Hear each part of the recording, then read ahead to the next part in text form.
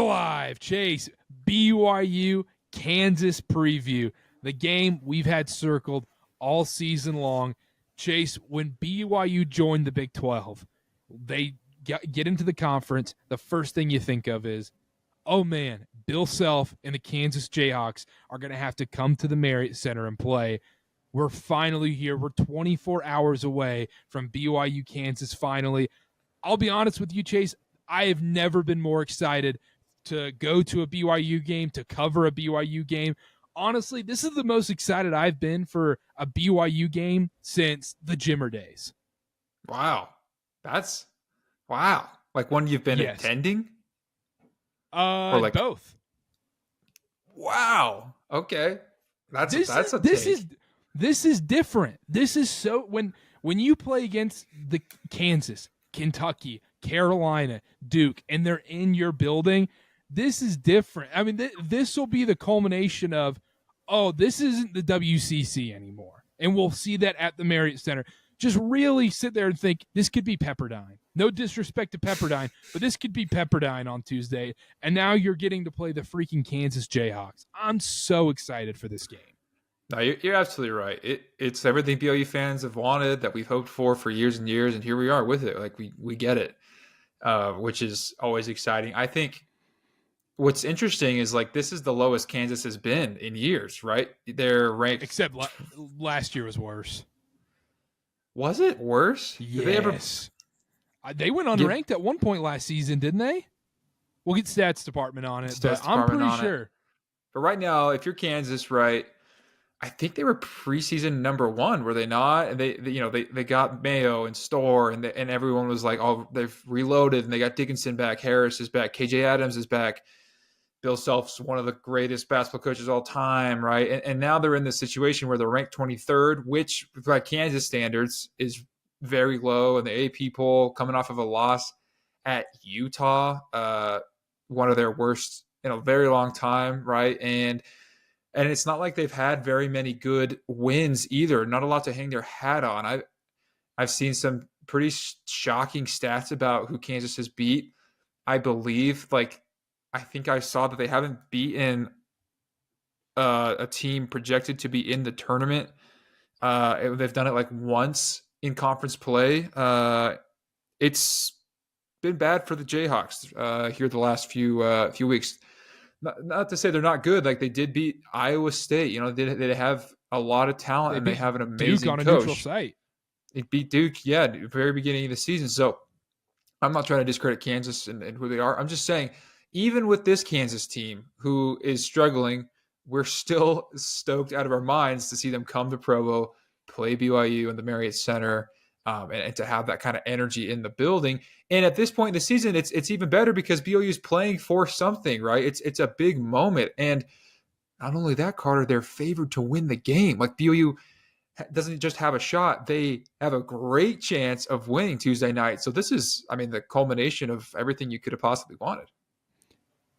I'm a sucker for an unranked home favorite against a ranked opponent. But we got stats department on it.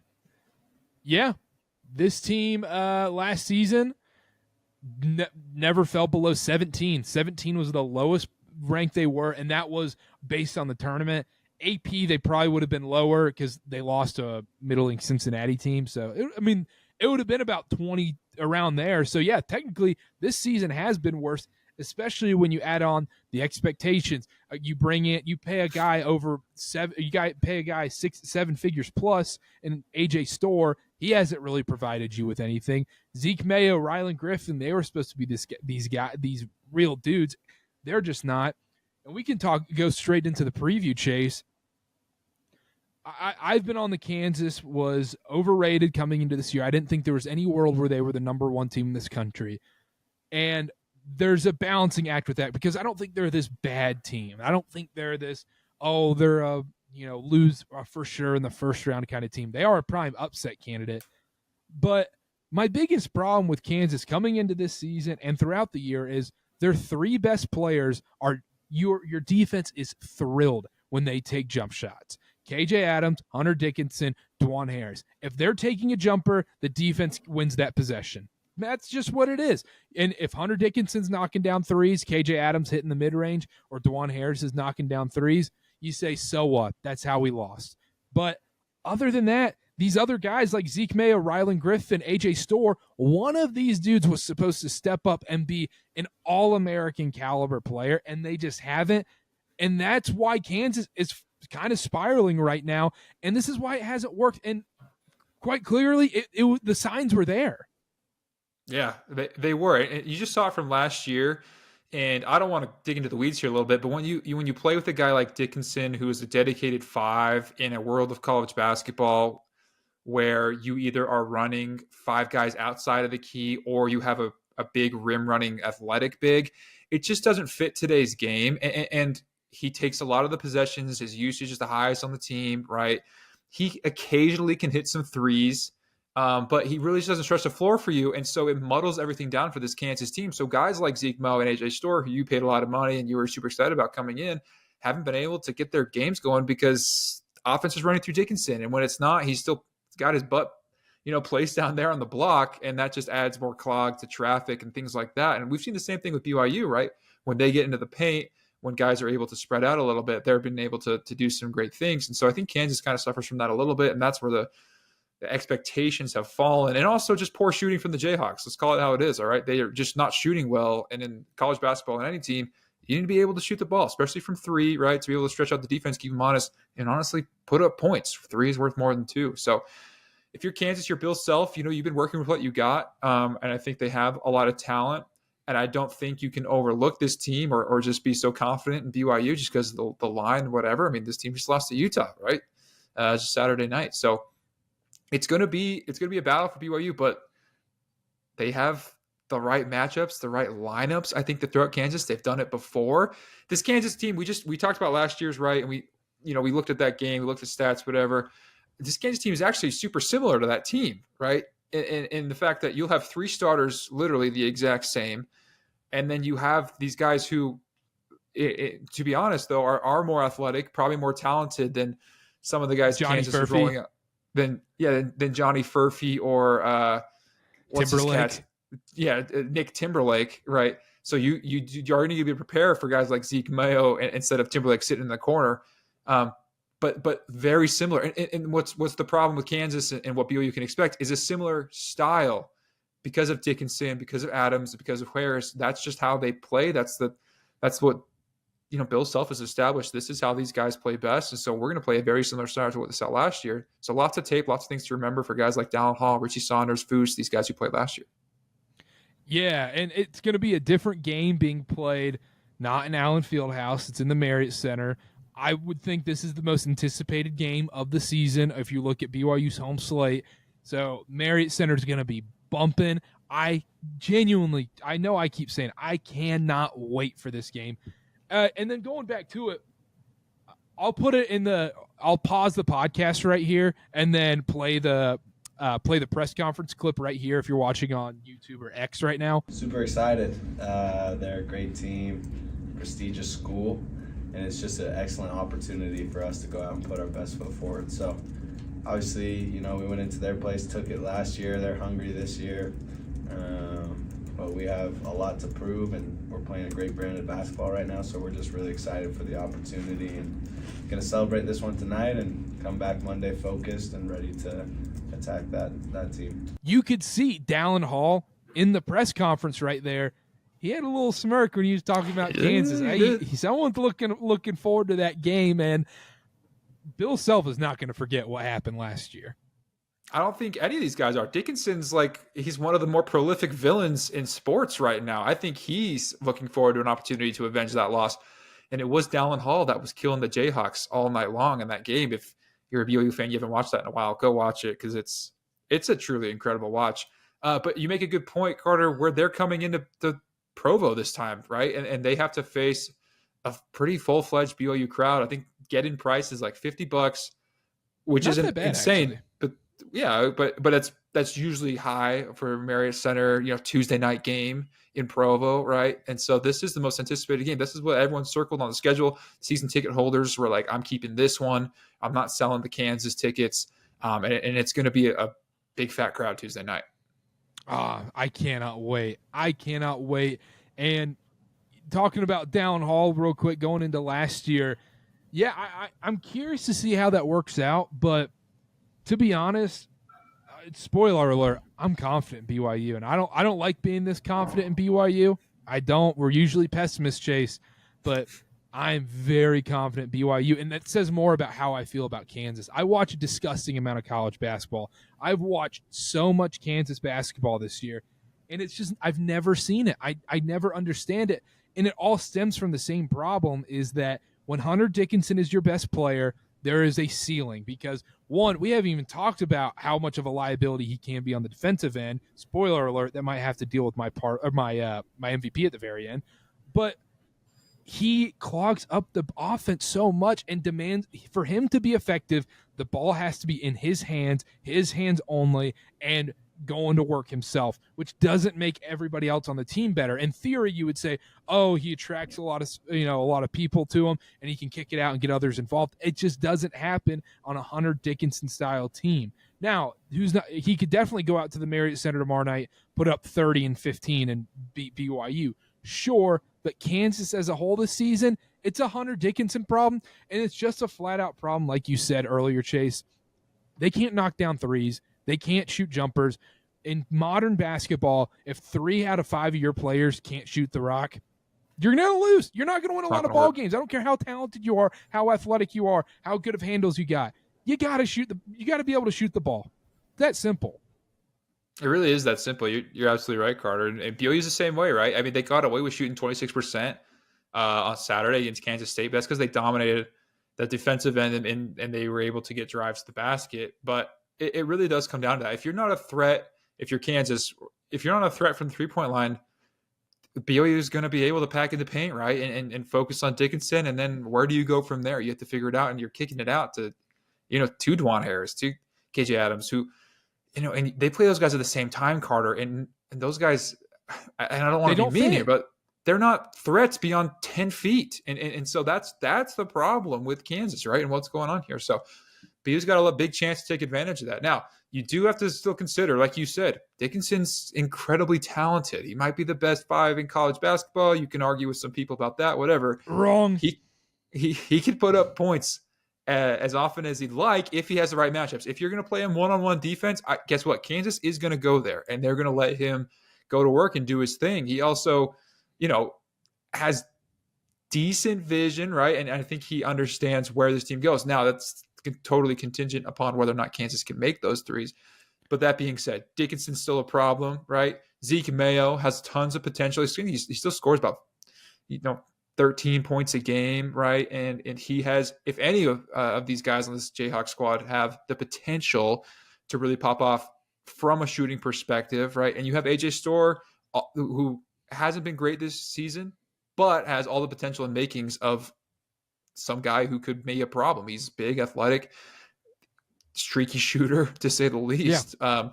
And then you have guys like Dwan Harris, who've been here for like 7 years, right? Same with Dickinson and KJ Adams, who actually played really good against BYU last year in that first half. Really fell apart there in the second half because I think he settled a little bit. He was getting whatever he wanted around the rim, right? Big physical guy who can jump like crazy. So there's still a lot of guys to worry about if you're BYU. If you're the Cougars, you're coming off of your best defensive performance, I think, of the year against Kansas State. The way they were able to 100%. Defend the ball and the way that Kaba Keita was able to protect the rim was something that we've been begging to see, and they finally pulled it off.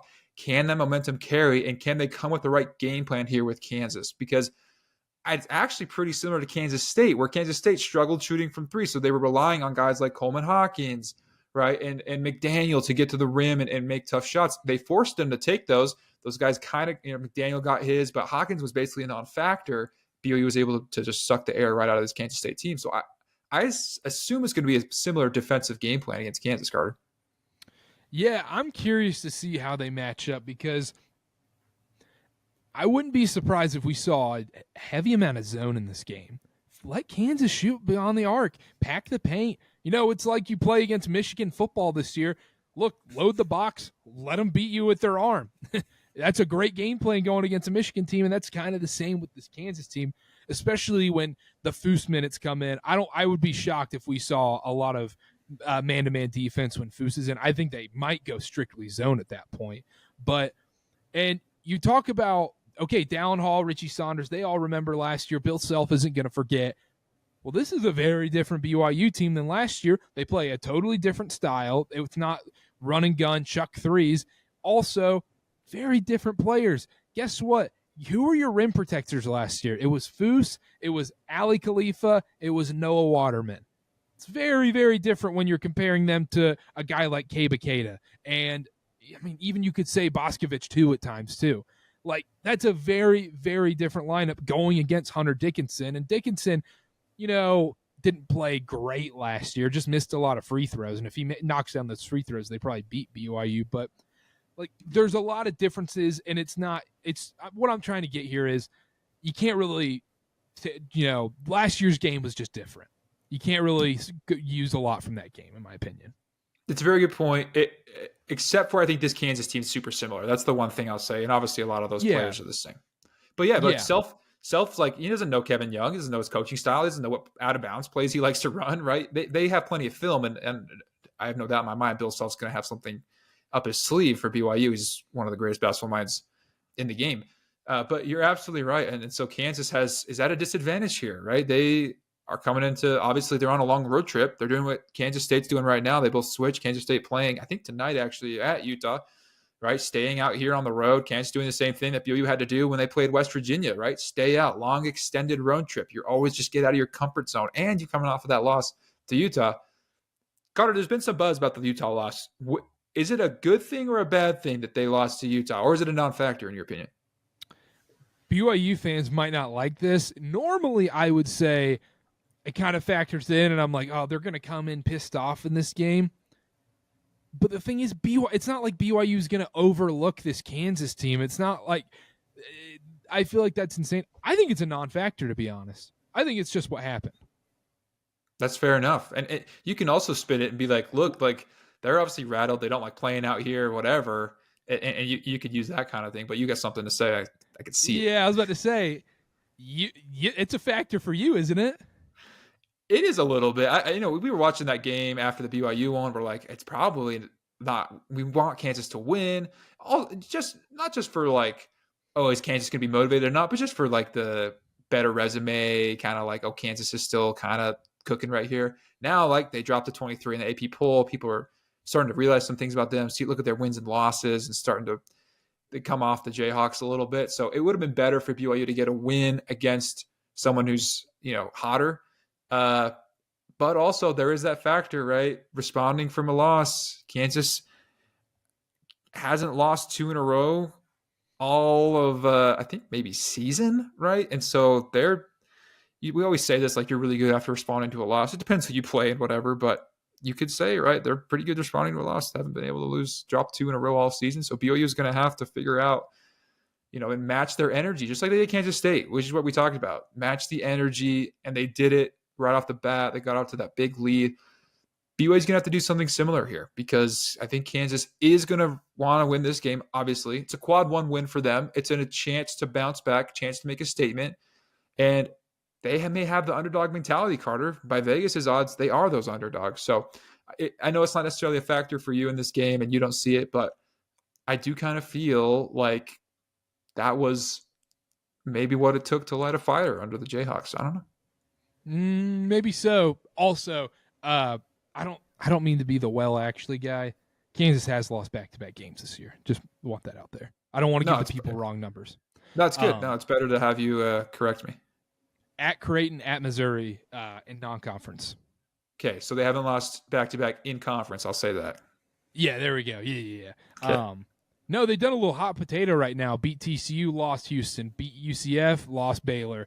Beat Iowa State, lost Kansas State. Beat Colorado, lost Utah. So if that trend continues, they'd beat BYU. But we'll get into predictions and everything like that right after this break. Chase, it's time. Predictions and MVP for BYU versus Kansas. Who you got? Well, Carter, I got to say, we haven't been pretty good on the MVP front. We had a bit of a cold streak since our incredible UCF victory. But We're one a thing little- we have been really good at, Carter, is actually we get down the vibes of these games and the score, not just the score, but like the deficit. We've been pretty decent at predicting that. I'm just to pat ourselves on the back a little bit, but here and tonight, I am declaring this. I actually feel really good about it. Mawit Mag will be your MVP for BYU Tuesday night. Okay. And the reason is, Carter, like I talked about, could be a lot of zone here. And so BYU is going to need to still defend the three-point line. I know we just talked about like Kansas, not great shooting from three. You know what? Neither was Cincinnati, right? Arizona had been struggling. That's fair. But those are what kills BYU is when teams get hot from three, BYU can't keep up. So they're still going to have to defend it. And there's something about the Marriott Center. Some teams like to come in and shoot hot, right? So I see a massive performance from Mawit Mag defensively. And I also see him getting some big buckets offensively. He's lethal from the corner in three-point line, and he does not afraid to drive to the basket. So give me a Mawit Mag there as MVP. And I do think BYU wins. I don't know if it's going to be. I do think BYU wins Tuesday night. I'm gonna go ahead and go with Vegas. I do think ends up being close, but I think BYU's and their late game executions really come together here. And so I'm gonna say BYU wins by like 6 points here with free throws. I'm gonna say BYU 68, Kansas 62. Ooh, a little low scoring affair here in the Marriott Center. I like it. Scoring. Yeah. My MVP.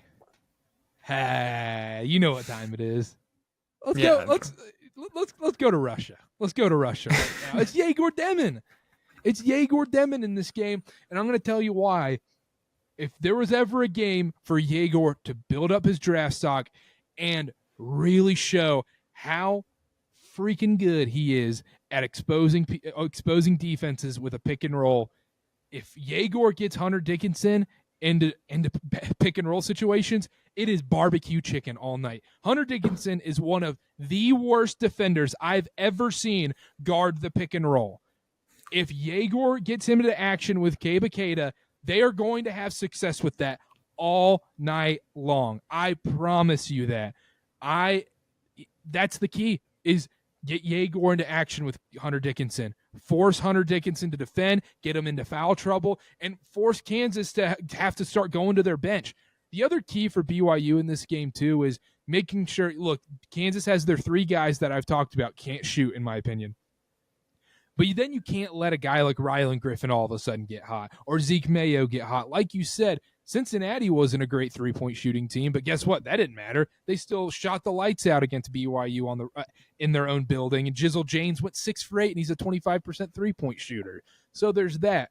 But I love Yegor Demin in this game. This is going to be a beautiful point guard battle. If you love point guards, you're going to love this game because Dwan Harris and Yegor Demin are going to be battling to dictate the tempo in this game and dictate, okay, what do we need to do? How do we need to play to beat this team? Are they going to be slow and methodical? BYU obviously wants to push the pace a little bit, and I think BYU does it. I don't like how confident I am, Chase. I don't like it. BYU wins this game 78-69. All right. Nice 9-point victory. The Kicks. I'm not kidding, Chase. If you told me BYU came out of this game won by double digits, I wouldn't be shocked at all. That's how little I think of this Kansas team this year. That's not to say I don't want to give bulletin board material. I don't want to say that Kansas is this awful team and whatnot. But I think BYU's strengths really go well against what Kansas doesn't defend well. And look, I feel like I'm just giving Kansas bulletin board material. So Bill Self, you better not be listening to this. But it'd be awesome if he was. Let's be honest. That'd be sick. What's up, Bill? How you doing? Yeah. Let's go get a pizza before the game on Tuesday. Nice little shakaroni for the fellas. But yeah, man, I really like BYU in this game. I'll probably regret it, but I'm gonna stick to how I feel. I'm not gonna lie. When we were confident, we're confident, and we ended up being super right just on Saturday. If you didn't get a listen to that preview, so I'm with you, Carter. I think BYU does match up well. We haven't even talked a little about like what BYU can do here. We talked a lot about Kansas, their players, super talented team. So that's what I'm still like a little bit skeptical. But I did pick BYU, obviously. But look, if there's anyone going to defend Hunter Dickinson, it's Keba. I mean, we saw it was on display Saturday night, what he did to Kansas State. And BYU is much better at staying on the ball, hanging with these guys. Like you said, Yegor Demon should have a heyday in the pick and roll with Kaba and everything. And then BYU has shooters. They did not shoot well Saturday night. They seem like due for a big one in their own building. And if you have this lineup, right, you can imagine if Yegor Demon is going to be able to find Richie Saunders, Trevin Nell, Cannon Catchings, Dawson Baker, Dallin Hall, even like he can shoot. Like BYU is going to be able to knock down threes in this game against a Kansas team whose probably entire defensive game plan is centered around that pick and roll. Because I think Bill Self realizes we're going to have to send these guys weak side cover for whoever's rolling, right, which will be Kaba in this instance, be able to figure that out. So BYU is going to have guys to shoot. It's going to be about making their shots, being aggressive, still going to the basket. We might as well just make that our tagline at this point. And I think BYU will be just fine as long as they don't give up a bunch of threes, play their offense well, be aggressive. Yeah, I wouldn't be shocked if BYU won by double digits either. The problem is sometimes BYU plays a little silly. They forget themselves a little bit, but now's no time to do that. And I think they're focused. So let's go. And I think we talked about the Boscovich. I'm gonna mix those two up all the time, potato. But anyhow, we talked about what kind of role is he going to be able to play this year? And I think in the KJ Adams and Hunter Dickinson minutes, I think we see Bosco and then either Foose or Kaba at the 5 just to stretch things out and force Kansas to have to guard.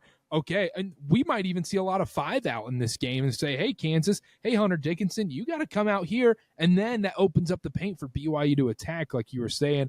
And I'm going to be so curious. I'm making sure I'm getting to this game early. I just want to see the body language of BYU and guys like Dallin Hall in warm-ups and see how confident they are. Because look, man, I'm very excited to see how he comes out in this game. There's no way he will never forget for the rest of his life what he did to Kansas in Allen Fieldhouse, and I don't expect him to. It was like mythological, and to do it in that building, right, and the way that he did it is incredible. And you can tell he's got a little swag on him. I think he feels like he's got the Jayhawks under his belt, maybe a little bit. He has a chance to anoint himself as the Bill Self and Kansas killer, man. He's got a chance. And we didn't even talk about Dallin, right? Everyone loved what we saw in the second half of that Kansas State game. And this is the team he's had the game of his life against, right? It is Kansas. And so watch out for Dallin Hall having a huge game. I'm so excited. I cannot wait to get to the Marriott Center tomorrow night. It can't come soon enough either. And real quick, going forward, if BYU can get this win tomorrow, ooh, man, you are looking real pretty for March Madness. You're breathing a sigh of relief. Yeah, you're all of a sudden talking like, ooh, we're playing for seeding at this point. And I will say this going forward, if you're a BYU fan, you're going to be sitting there. It might get to Selection Sunday and you go, oh, we shouldn't have been a 9. We should have been a 10. I'm telling you right now, the best position you can be in the tournament right now is the 7-10 game. That is the ideal spot to be in, because if you're an 8-9 game, you got to go against either Duke, Alabama, Auburn, or Florida in that second round game. That is a death sentence, to be honest. Those awesome 4 teams are probably Final Four teams. They're all national title contenders. The next round, you're all of a sudden looking at, oh, we might play Purdue in the second round. We might play Tennessee. Those are still really good teams, but not on that same tier as Duke, Alabama, Auburn, Florida. And so if you're a BYU fan, strongly root for BYU to be a 10 or 11 seed in March Madness. I know the seeding doesn't look as pretty, but that's what you actually want. 100%.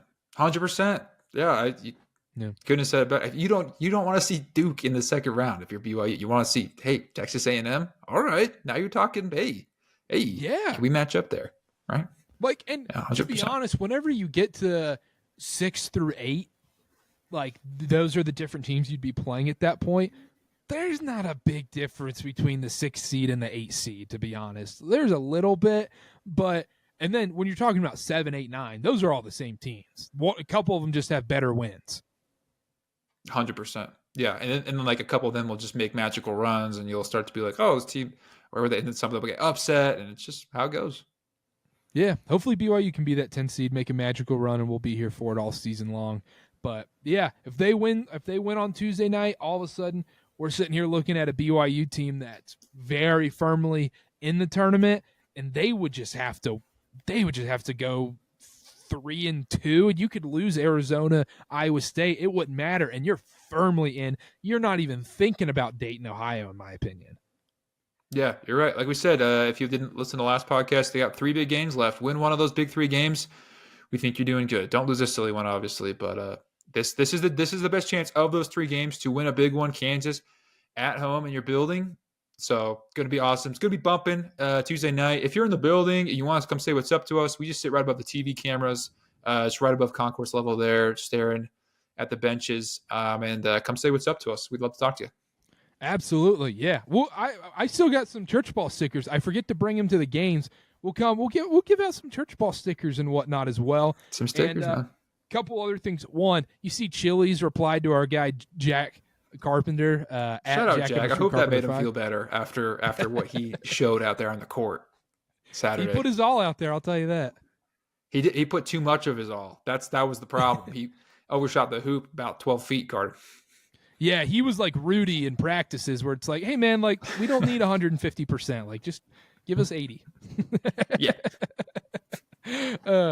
And then what was the other? I meant to bring something else up, but I can't remember. But anyhow, make sure to subscribe at Church Ball Pod on everything, at Chase_Roger0, at Carter B8, at Church Ball Pod on everything. Once again, Field of 68 Podcast Network is where our stuff on YouTube will be. We'll be doing a live reaction, win or lose, after the game. We'll be live probably about an hour after the game, 45 minutes to an hour after the game ends. So stay tuned for that. That'll be on X or Twitter at Church Ball Pod. So tune into that, and we'll see you guys Tuesday night live at the Marriott Center. Cannot wait, Chase.